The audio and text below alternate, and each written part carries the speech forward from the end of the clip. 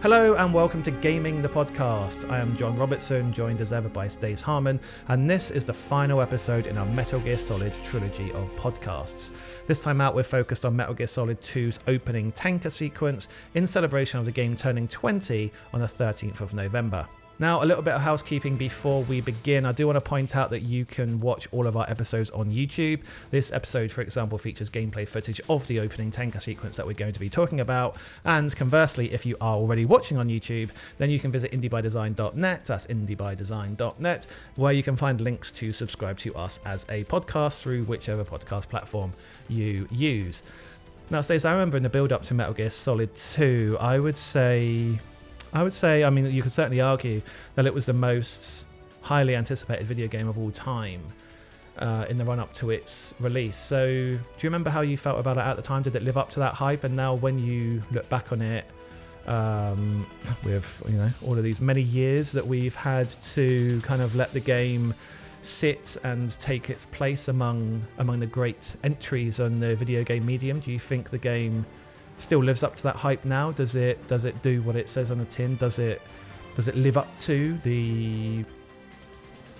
Well, the short answer is yes, I think in both cases. I remember I was one of those very much anticipating MGS 2's release. I bought, or I borrowed from somebody, Zone of Enders, because it had the Metal Gear Solid 2 demo disc as part of that package, which is a piece of, well, some would say cynical, some would say brilliant marketing, in order to buy a different game, in order to get the demo for a game that you really want. And yeah, I mean, I was blown away by it, I think, like most people were. And at the time, I was blown away by it because certainly the opening tanker sequence that was playable in the demo, and obviously that's what kicks off the game proper, is I think, almost perfect representation of what you would want a sequel to Metal Gear Solid to be. And it was so incredibly bombastic, and it had the Harry Gregson Williams soundtrack. It had the whole, like, the opening sequence, the opening credits sequence was, I think, almost 15 minutes in length before you actually got to do anything, setting up this real, like, life or death situation aboard this tanker. And so it was everything that, at the time, a young, what was I then, 21, wanted from this game and got. And I think it lives up to the hype as a sequel now, even more so in some respects, because of what the game has gone on to be and how important it's gone on to be historically. And I think a lot of the events that happen later in the game provide context to that opening early tanker sequence, and it very much is endeavouring to be what everybody wanted it to be. It's very much endeavouring to be the perfect sequel, which makes the kind of rug pull that happens later on all the more impactful, effective, galling for some people. So yeah, it was a thing that, it was a work of art, and also, like, it ticked every box for that kind of visceral, exciting sequel that you sort of wanted it to be, and it turned out to be. So yeah, my feelings at the time were probably what they are now. I think I was more swept up at the time with that opening tanker sequence than I am now going back and playing it. Now I can appreciate a bit more of the entire package, and the opening tanker sequence as a play on your expectations. At the time, I just thought it was amazing and awesome, and turn the music up really loud and show friends when they come around, and all. It was that kind of, like, yeah, it lived up to the hype in that sense. But yeah, that was my reading of it at the time. It was like the perfect sequel opening. Yeah. Yeah, I mean, and that hasn't really changed. I just have a deeper understanding and a deeper appreciation for what the whole thing is. Yeah, I don't know if at the time I realised how special it was, really, because I think playing it now recently to talk about this, I don't know, I kind of, how special I see it now. I don't remember necessarily having those feelings back then, and that's not necessarily because I thought it was bad, because I remember playing the whole thing and loving it, but I don't remember having the same sort of reaction to the second one as I had to the first one. But now when I go back and play this, like the tanker sequence, for example, or for to talk about this, it like the kind of feelings are just sort of like how brilliant the whole sequence is. I don't remember thinking at the time that was it was as good as I feel that it is now. And I don't know, it might be because there's so many more things to do or that can be done to you or that you've got to work with, like gameplay elements or things that can impact Snake or things that Snake can do. So maybe it was that bit more complex and I struggled, but I don't know. I'm just guessing because I can't actually remember exactly. But I think it certainly lives up to, like, looking back on it in the context of having played it now, it certainly lives up to any hype that it had. Like, it's it's almost a perfect textbook sequel in a way, like the tanker sequence, not the rest of the game, but the tanker sequence, because it's got that same simple setup that the first one had, and it just sort of mirrors it, right? Like, here's a guy by himself, goes in to this super dangerous situation in an isolated military base, essentially. Even though it's a moving ship, it's a moving base. You pay. Yeah, it's isolated for the logistics of that isolation are slightly different, but the like the feeling is quite same, similar, right? And the elements as well. You're battling. Yeah, and like you're the same superhero in comparison to the guards that you're going up against. You're this superhuman individual. Well, yeah, you leap off a bridge, right? To get on the tanker in the first place, you just casually leap off a bridge. Yeah, that's like as you So do. yeah, and it's got all of like the usual sort of upgrades to a sequel that you'd expect. Like, it looks way better. I do remember it looking just like so much better than anything else on the PS2 as well, just like light years ahead. Yeah. Both artistically and technically. Like, not just the actual quality of the visuals as, polygons and whatever, but just artistically, like you go outside and it's raining and all the lights are like really stark and the shadows are really severe, and then you go inside and it's lit in a way where it's much more similar to the inside of Shadow Moses, but on sort of like tight corridors. We can talk about the tight corridors in a minute, because I think that they changed the gameplay quite drastically from how Shadow Moses is. Even though you've got like similar tools to use and Snake can do similar things, the tight corridors do make the game, the tanker sequence, feel very different to some of the feelings that you get in the first game. I think, but I think in terms of it's almost the benchmark almost for like not a cookie cutter, but like a what fans would expect a sequel to look like Metal Gear Solid 2, the tanker sequence is so on point for that. Yeah, and that's, I think, probably the bit that I've come to appreciate more over time, and how deliberate that is, and within the context of the whole game. And that's the thing that I didn't really appreciate at the time. I thought it was amazing. I played it over and over and over again, and the fact that you could play it as like a standalone sort of separate bit of the game. And for a large part of my memories of what Metal Gear Solid 2 are, before I went back to look at it again for this, were that tanker sequence. I think in the same way that a large part of a lot of people's memories of what The Matrix is the first film. There's that joke of like, there's only really one Matrix film.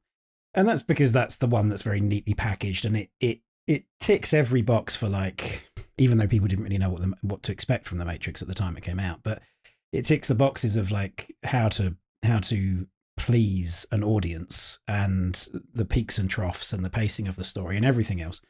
And then the sequels are far more convoluted and more dense and not as satisfying, and everything isn't tied up with a bow, and it suffers from certain bits and pieces. But a lot of what the Matrix sequels suffer from is that they're just not the original Matrix.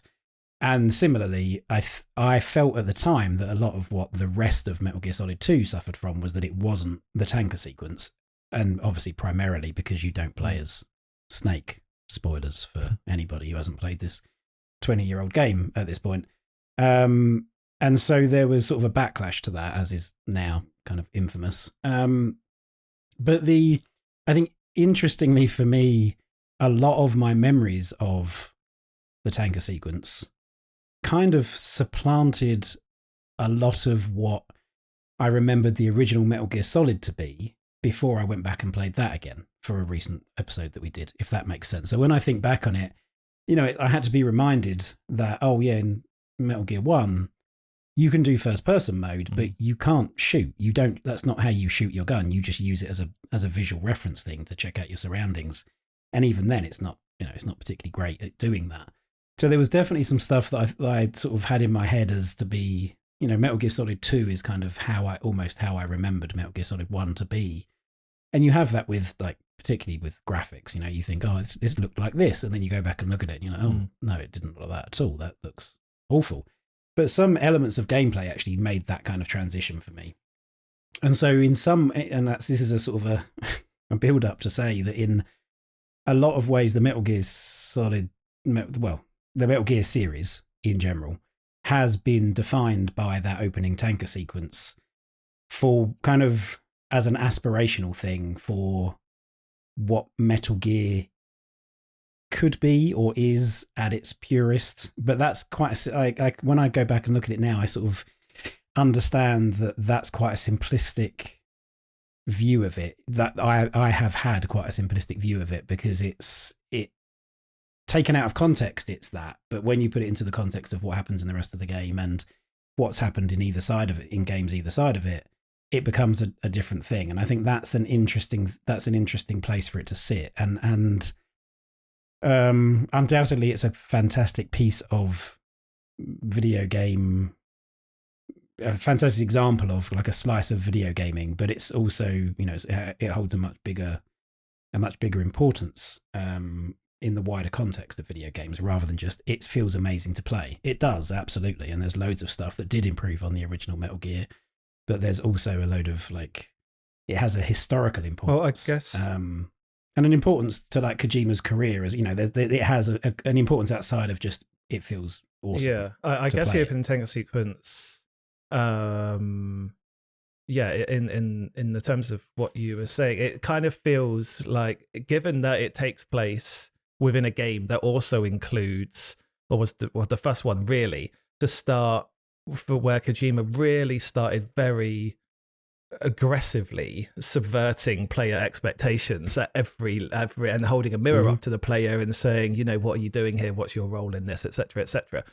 The fact that a single game houses both arguably the most Metal Gear, the most condensed sequence of Metal Gear Solid-y just pure gameplay, and then also houses some of the most crazy stuff narratively and thematically that the series has ever done. It does sort of that stark juxtaposition being right next to each other does work to enhance or make, well, not enhance necessarily, but make more obvious the differences, or how the sort of series in a way suffers from sort of, it's a bit bipolar in that regard. And I think a lot of fans, I wonder if that's the reason why Metal Gear Solid 2 is considered by some people to be a huge disappointment after Metal Gear Solid 1, because the opening tanker sequence promises a straight up direct gameplay sequel, and then it morphs into this other beast completely. I wonder if the games were released split in half, and if the tanker sequence was extended, and then the second bit of the game, which is the longest bit, the Raiden stuff, was released as another thing, then actually that would be more palatable to a lot of people. Yeah, I think very possibly it would, but I think there is a confidence in... There's a confidence, I think, from Kojima and his team in allowing that first tanker sequence to exist kind of unadulterated. It's very clear from the rest of the game that he had ideas as to what was going to be set up, and it's very clear from the rest of the game that it needed that kind of pure sequel experience for that opening hour or so. But there's also I feel like it's a confidence. Maybe confidence isn't the right word, but that's kind of how I'm viewing it. That there's a confidence in saying we have lots of ideas and we have lots of plans for what we're going to do with this game and what we're going to show you later on. But for this hour to 2 hours, we're going to just sit back and chill and let you indulge in this thing that is kind of, in all likelihood, exactly what you wanted it to be. And then once you've done that, we're going to take it to other places that you're probably not going to like so much. And I think it makes that all the more impactful to allow that. There wasn't like as far as I'm aware, maybe there's some some meta narrative stuff going on in the beginning that I just either misremember or haven't unearthed in doing research for this podcast. But there wasn't like the clues to what was to come in that opening sequence. If you play that without knowing anything else about the rest of the game, you play it thinking, you would, I think, rightfully believe that that's what the whole game's going to be, that it's going to be this thing. And there was no need to, like, Kojima wasn't trying to sort of push to the front and just set up things and say, oh, okay, nudge, nudge, wink, wink, here's all this other stuff that I'm planning to do, just to like forewarn you. There was no gentle transition from one thing into the next. It was just, here's all this cool stuff that I know you want to do, and then we're going to take all that away from you and almost, I mean, I don't know about insult you, but we're gonna make you question why it was you wanted that. You're going to have to play a question in relationship with the character, and therefore the act of playing itself. So I think, playing through again recently, and then sort of thinking about I think that there are some clues to what was coming. I don't think he rammed it down your throat and made it like these are direct links to what was coming, but there are some of the philosophical, some of like the ideas around like social media-y, like information era style elements that he critiqued and criticized in the second part of the game, I think are present and correct here in a small way, but we can talk about those. But first, I think that one of the most powerful elements of this Tanker is that, like, in setting up the second bit of the game, like it's essential to have a first bit of the game like this, where you play as in the benefit of hindsight, it's essential to have a part of the game like this. Where you play as Snake first, who's a superhero, he's amazing, you feel powerful, he's a better version of the Snake that you had in the first game. He can now shoot while looking through his own eyes, which apparently he couldn't do in the first one. Revolutionary. And the game makes you do more things to make you feel more like a superhero a lot in comparison to the first game. Like the tight corridors that I mentioned before, that forces you to have to engage guards much more often rather than avoid them, because they're patrol patterns. There are some elements where you just have to. You can't avoid them. You have to go through them. So you have to use your weapons. That makes you feel more badass. Like that makes you feel more of like the sort of American movie John McClane style character. So you feel incredible, and yet at the end you fail. You fail in your mission. Metal Gear Ray gets taken by Ocelot, and you're just left there stranded in the river, New York all around you. And then you go on to play as Raiden, who is nowhere near as powerful as Snake. So you feel vulnerable, but you feel even more vulnerable because it's like, well, how the hell am I going to win with this vulnerable, crappy dude when I couldn't win as the superhero? So it's like one of the best instances. So like games do a similar thing to that a lot, where it's like, oh, you have all the power and then they take it away like for 10 minutes and then they take it away from you. Yeah. But Kojima's used that to like actually build a whole narrative, the starting narrative around that, and have you properly feel as you take on. He uses one character and their failure as a superpowered human to then contextualize and inform all of the time that you are then about to spend with this other weaker person. So you don't feel empowered as much at all as Raiden.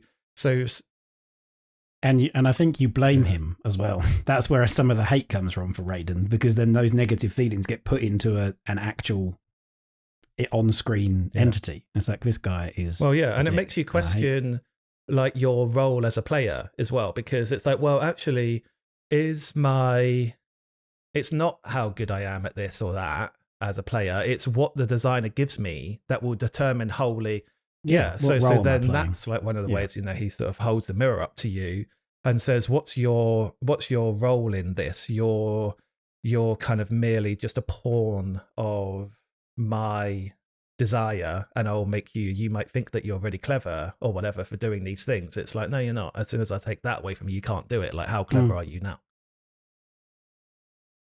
Yeah, and I think that's the thing, that in a slightly different form, but the end result was similar. I think that's something that Naughty Dog played with, or didn't play with. That's condescending, but they implemented and executed on with The Last of Us Part 2 by making you play as Abby, because that was another person that people just did not want to play with. They just spent X amount of the game being built up to hate this person and to despise everything they stood for, and then you are emancipated, or rather emasculated.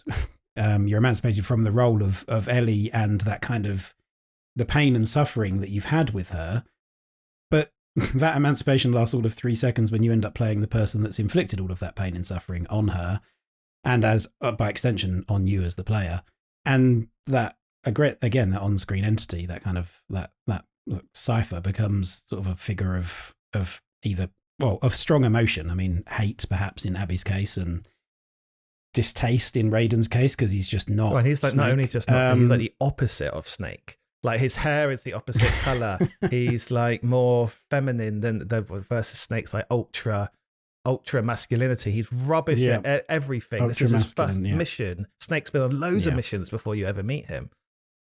Yeah. Yeah, but Raiden's been on lots of VR missions, remember? He's very keen to point that out. I've been on lots of training missions that are indistinguishable from actual field operation. And it's like, I was like, well, that doesn't really wash, does it? Doesn't work like that. So yes, there's a lot of setup. But I think, again, to go back to that thing, I think that's what I mean about like the confidence level. And I'm wondering if I'll find a better way of putting that as we continue talking. But given that a lot of the opening section exists, at least narratively, to set up what's to come and the commentary that's to come later on, it is nonetheless a amazing, near flawless example of what a Metal Gear Solid sequel could be, and for some people perhaps should have been.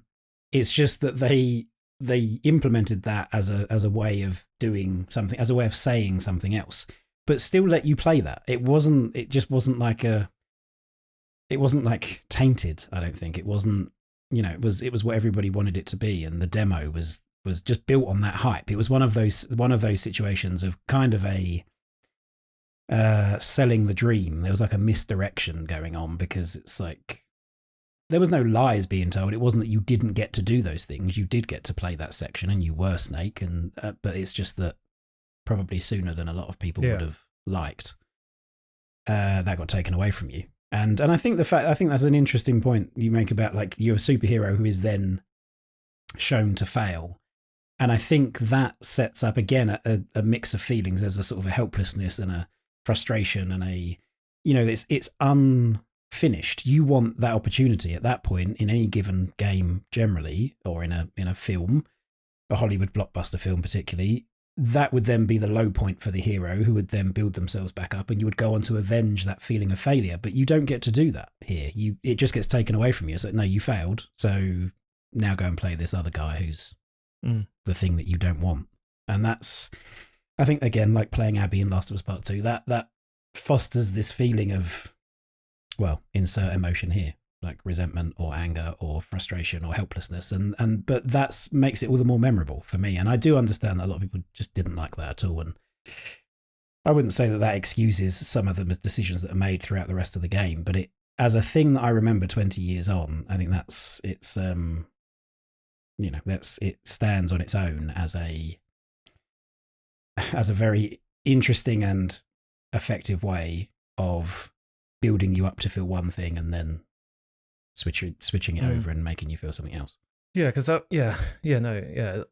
totally agree. And there's, I think, to on that thing about how it hints, how the opening hints at what's to come in the rest of the game. I think the whole idea around it playing into players' expectations are that sequence plays in the tank sequence plays into players' expectations, and then it moves on to something else, is in and of itself part of the whole message of what the game ends up being. Like he's Kojima's giving players this thing that they expect and that they want, and that they've been sold through the trailers and the marketing and the demo and whatever, and the demo that was released is that, and then you get something else which kind of hints at the whole information era criticism, or no, it doesn't hint at it. It sort of embodies the whole information era criticism that the game is about ultimately, in that, like, you think you're getting one thing and you think like, oh, here you go, like we're just going to do whatever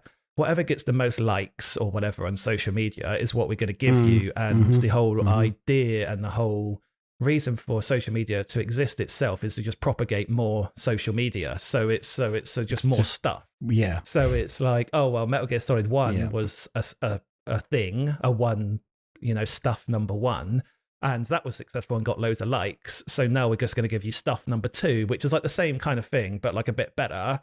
And then he goes on to say, well, actually, no, I'm going to pull the rug out from under you here and sort of show you the underbelly of that whole system that's happening here. But you do see it. We've seen other franchises that do go down that route of wish fulfillment, effectively, that go down that route of design by social media likes, effectively, and they end up in a place where they've painted themselves into a corner. Early access generally and typically, because early access gives the design right away to the audience, and takes a lot of the, depending on what sort of early access they're under or that they adhere to, what their goal of early access is. But if someone's early access is, I want to see what works and what doesn't work and what people like, well, then who's the designer in the end of the day? Because it doesn't sound like you are. You're asking people what the design should be. Yeah. Well, so then there's some. I mean, to talk more specifically about, I think, what the tanker level or the tanker section gets very right and why it feels so, because it's not like, slightly concerned perhaps that we haven't talked enough yet about like all the things it does get right, and the way that it is genuinely only 25 minutes in, haven't spoken like about the game. The fact that it is genuinely incredibly well done. It isn't just more of the same. It isn't just like it's wish fulfillment in the most pandering, condescending way. Like there's a lot of worthwhile iterations that have happened, and it plays with a lot more factors.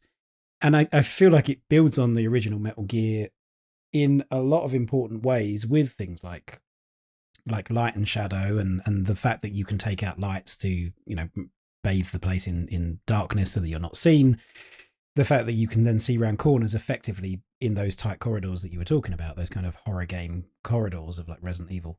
You can see effectively around corners because you can see a shadow standing there, and you know to then go, you're going to have to deal with that guard, like you say. Yeah.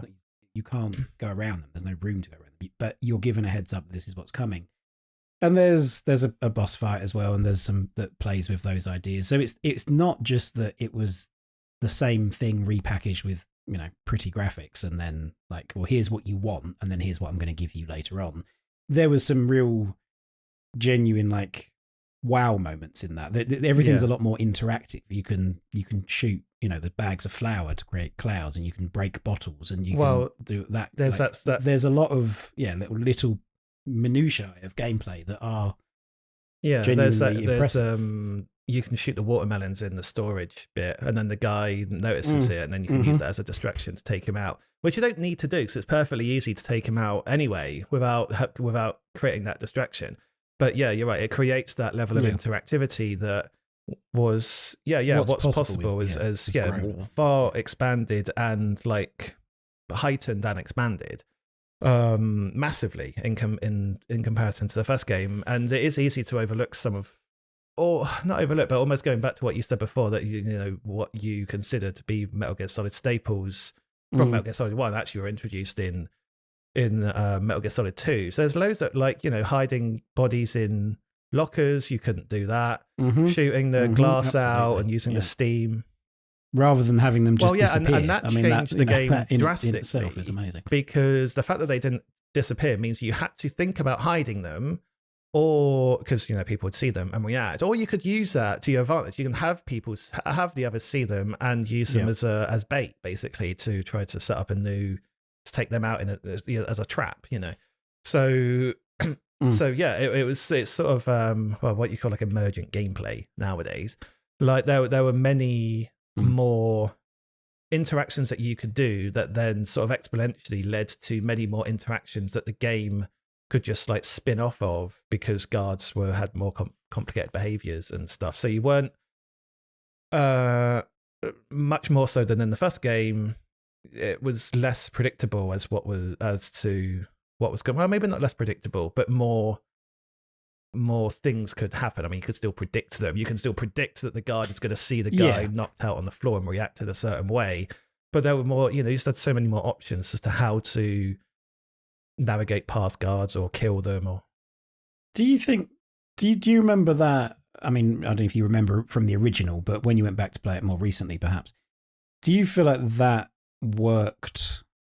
Because all of those things were there, but a lot of them were optional. So yes, you could create these distractions by interacting with individual items in the environment, but that wasn't how the original worked. The original, I feel like you had a much slimmer tool set and you had to use it in a very sort of specific few ways, whereas the sequel gave you all of these extra things that you could do, but you didn't have to. And do you is there any sort of not imbalance, but like, is that a useful or sort of, you know, is that a good thing for a sequel to, and in this case specifically Metal Gear? Once you know how to play Metal Gear 1, you think, oh, I know exactly what this is going into it, and then there's all this other stuff. Is that a kind of a useful place for a lot of the design improvements to be kind of funneled down, when a lot of people may not approach it like that? You know, is it made to sort of be replayed a million times for you to then find those bits out? Maybe. I think this depends on, I think you're right, and it depends on what sort of experience level you have coming into the game. So, you know, in this case, did you play Metal Gear Solid 1 or not? Because having played Metal Gear 1 twice fairly recently, and then coming into this, I wasn't using a lot of the extra features, the extra interactions that were added in Metal Gear 2 to my advantage at all, really. I was still kind of acting like Snake in Metal Gear 1, apart from putting guards in lockers, because the fact that they don't disappear means that you can't act in the same way as in Metal Gear Solid 1, because you do have to do something about that. So you kind of don't have to, but if you don't want to create a ruckus, you do kind of have to. But it's like, here's a solution to a problem. Here's a solution, but here's the problem that we've introduced that it fixes. So that's like, you are more forced into that particular bit, aren't you? More so than so the distractions or like using, messing with their radios or whatever. Like all those things are in there. I think it's important to also remember, I guess, that at the time of this release, there would have been a lot of players who didn't play Metal Gear Solid 1 that was playing that bought this game and played it. So I wonder if the experience was different for them, because they wouldn't have had the baggage, I suppose, of playing Metal Gear 1 and having an expectation of how Snake operates and how you play as Snake. So I wonder if for them, those players would have picked up more, or would have just been more kind of open-minded about open to experimentation, what is possible here, and because the game tells you a lot of things, but it tells you things in like more subtle ways than I think Metal Gear is often given credit for. Like it will, to know about the shadows, the camera just like sort of takes control for a moment and just like shows you the shadow. Otacon doesn't come on the thing and say, look at that shadow, Snake.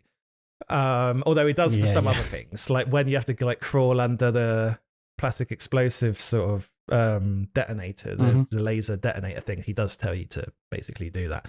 On Otacon as well, I think the pacing is very interesting in the tanker sequence because they kind of just let you get on with it, which again is kind of odd for Metal Gear Solid, and maybe goes back to what you were saying before, that this is like the sort of the quintessential Metal Gear Solid area, even if some of the things that we're talking about aren't actually really that common in Metal Gear Solid, but it just seems like they are. The feeling is that they are, but actually they're not. Like, you know, Metal Gear is famous for being interrupted every 5 minutes, and in the Raiden sequence, certainly towards the start of it, you're interrupted like every 1 minute. But in the tanker sequence, you've got the long opening, you've got like 5 minute cutscene or whatever, and then Otacon just bangs on for like 10 minutes on the codec, and then you're really just left to play. When Otacon does come on, he's only 4, 5, 6 lines, like a minute or less of dialogue, and then you're back in, and that doesn't happen that frequently. And then at the end, of course, there's a long cutscene as well.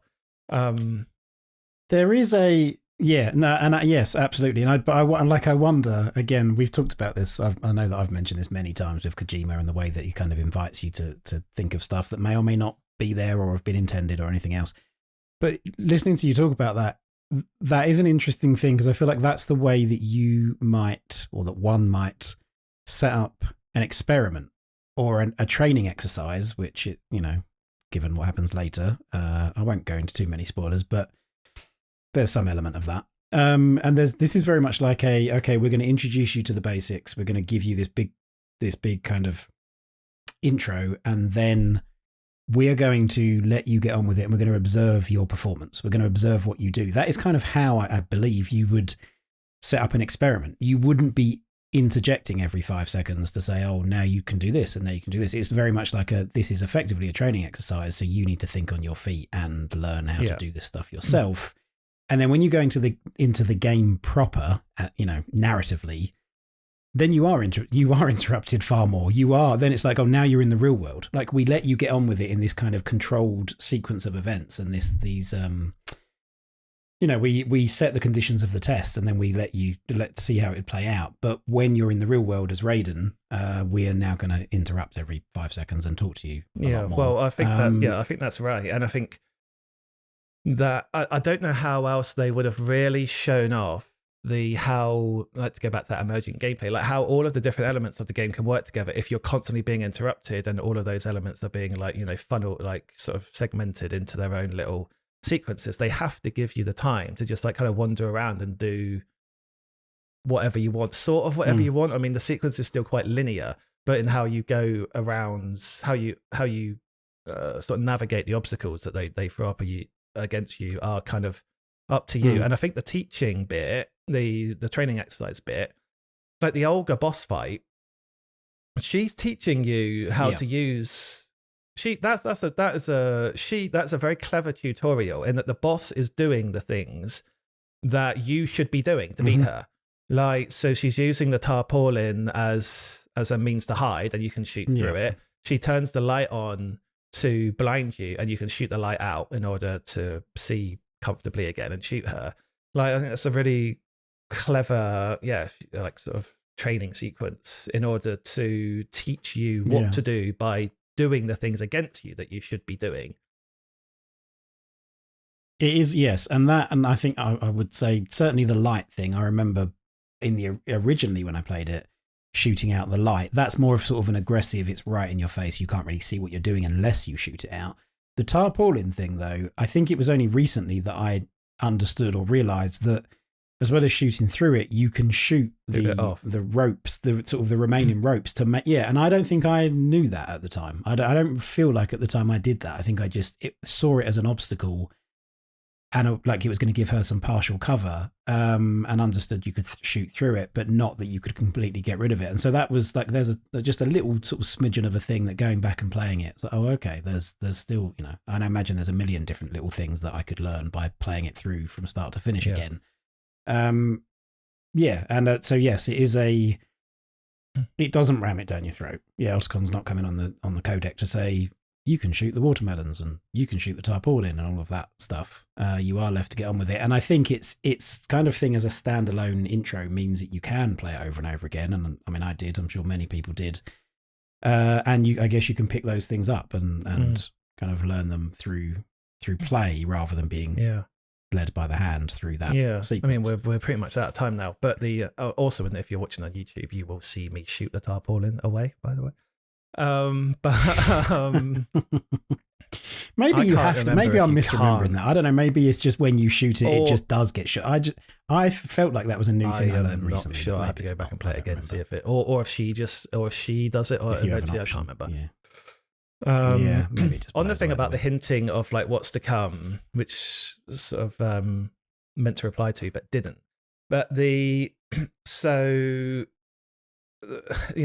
more of that criticism of the information era that it kind of hints at and it foreshadows to come. So when playing it through this time and thinking about that, when you take photos of Metal Gear Ray and you upload them to computer and Otacon then comments on them, I think that can be seen as a very clever and foreshadowing of the way that the world went, really, of you.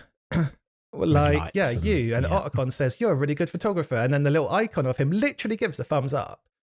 The little sort of sort of chibi animation of him gives a little thumbs up, and it's a weird moment because like here's this crack special agent, like the most badass person on the planet, and you're gone in to take some photos and you've got a guy on the other end being like, wow, you're a really good photographer, I can't believe it, like, well, thumbs up, well done. And it turns Snake into something like of an infant in the moment. And then in turn, well, what does that say about the player? That you're just this person following orders and going through the motions that someone else has wholly defined for you. And here's this sort of this cartoon character telling you that you're so good and you're so clever and you're so amazing. Like, surely that is Kojima just like holding up the mirror and taking the piss out of the idea that, like, you know, these games are so complex and the players are clever for solving them and whatever. But actually, like, you know, is it really that special that you've just gone through the motions and you've just taken these photos of this thing that was always going to happen anyway? Yeah. But I think that also that you're not immune to that little rush of feeling good because somebody has approved of what you've done. As much as you are playing this superhero character and who's, you know, kind of nerdy handler on the other end of the codec is like, oh, that's a really good photo. You're like, oh, you know, thanks. I did a good job, which is something that you'd go on to explore in far more detail in Death Stranding, as we've talked about at length in another episode. But yes, I think as a final thing for me, it ties very directly into that photo taking. That the whole, it's kind of a flashpoint of assessment and of how those themes are tied into. There's a moment where Otacon is explaining to you how to use the camera and how to upload the photos. Yeah, and like you've gone into the most important mission of your life with the most important piece of equipment. You've got no idea how it works. By the way, here's how that works. And so in the first game, we've talked about how, like, they discuss how keycards work, and it uses your body's magnetic field and it's transmitted through your body salts and all of this. And that's delivered with a straight face and received by Snake with a straight face in Metal Gear Solid 1.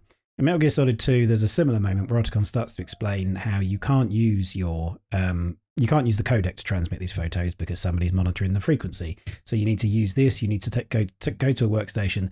You need to upload them, and he starts talking about all these the reasons for this, the in-game narrative reasons why that's the case. And Snake says something to the effect of, right, okay, I've got it. So I stand in front of the workstation and push the action button. Okay. And that is like a brilliant, like, distillation of give it to me in a tweet, effectively. Give it to me in a bite-sized piece of information that you're going to give me all this stuff coming in, and I'm going to filter that as both Snake on behalf of the player saying, yeah, but what do I actually need to do? Oh, okay, I just stand in front of this and I press the action button. Fine, that's all I need. And I feel like that is a nice kind of summation of the commentary that then follows it later in the game, of like the way that people will just distill what they're told. They want the actionable piece of information, they don't care about the reasons. It's like, just tell me what I need to do and I'll do it, which fits everything else that happens throughout the rest of the game. Just like what video games are for a large part, and most video games, certainly like sort of more mainstream ones anyway. But you find out in that boss fight, right, that she not only is Olga somebody's daughter, but she's also pregnant, and then you proceed to kill her. You take her down, she gets tranked. Yeah. To all intents and purposes, you are reducing her health bar to kill her, but I mean, I know it doesn't quite work out, but you're doing what you're told. Yeah, exactly. So we're going to do what we tell ourselves to do all the time and keep this episode to a reasonable length. So that's all we've got time for. Go back and listen to the other 2 Metal Gear Solid episodes, both of them focused on Metal Gear Solid 1 if you haven't already. Otherwise, if you listen to all 3, then come and talk to us. Tell us what you think about them on social media. We are at Indie by Design across all social media platforms. And if you go to our Twitter, then you'll find a link to our Discord where you can get involved in the conversation there. And also visit indiebydesign.net, where, as ever, you can find links to buy the books that we've made. Otherwise, thank you for listening, and we'll see you again next week.